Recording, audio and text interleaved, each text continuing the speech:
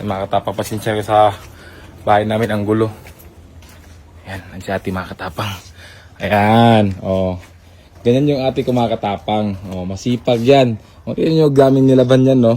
Oh, alam nyo mga katapang, halos wala na kaming labahan dito sa bahay kasi lagi na lang yan nilalabhan. Kahit kakahubad ko lang, tas di pa masyadong madumi. Wala na, nilaban na naman niya. So, napakahilig niya talaga mga katapang maglaba. Eh, ate ko. Oh, mayahit talaga yun mga katapang. Te, wait natin, vlog muna ako, te.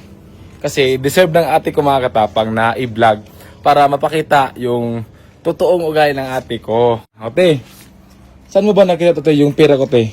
Saan mo to, saan short mo nakita? Dito lang oh. Ha? Sapan. Ah, sa pantalon ko. O, di ba? So, deserve ni ate mga katapang na itong pera na to, ibibigay ko sa kanya. Te, okay lang siya ibigay ko sa te. Ha? Huwag ka mahiya, te. Binilang mo ba to o hindi? Wala ko kabalo, anak. So, hindi mo to binilang, o, di ba? Hindi niya binilang mga katapang. So, te, bilangin mo kung magkano to. Kasi di ko rin alam kung magkano to kasi natira ko to sa short nung gumala ako. Kasi pag gumagala ko, magdala akong pera.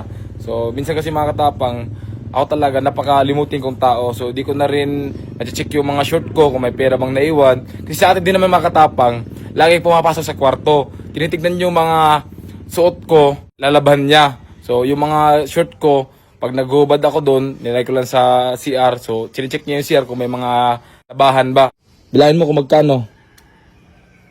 Lang ito ate. 1, 2, 3, 4, 5, 6, 7, 8, 9, 10, 11, 12, 13, 14, 15, 16, 17, 18, 19, 20, 21. Ang dami pala niyan, te. Akin na lang yan. Magkano, te? 24. 24. 200. Lagi niya kasi mga katapang sinasauli pag may nakikita siyang pera sa short ko.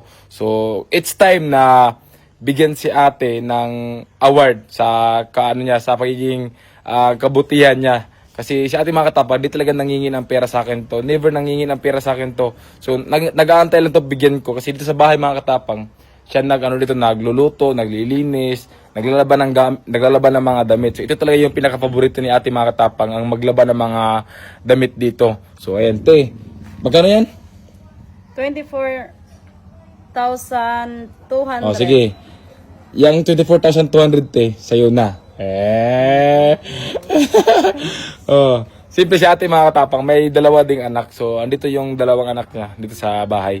So ayan, papaaral niya sa anak niya. O, yan, te. Sa'yo na yan, te, ha. Basta maglaba ka na maglaba, te, ha. O, pag may nakita ka ulit, sauli mo lang sa akin. Deserve na ate, mga katapang, di ba?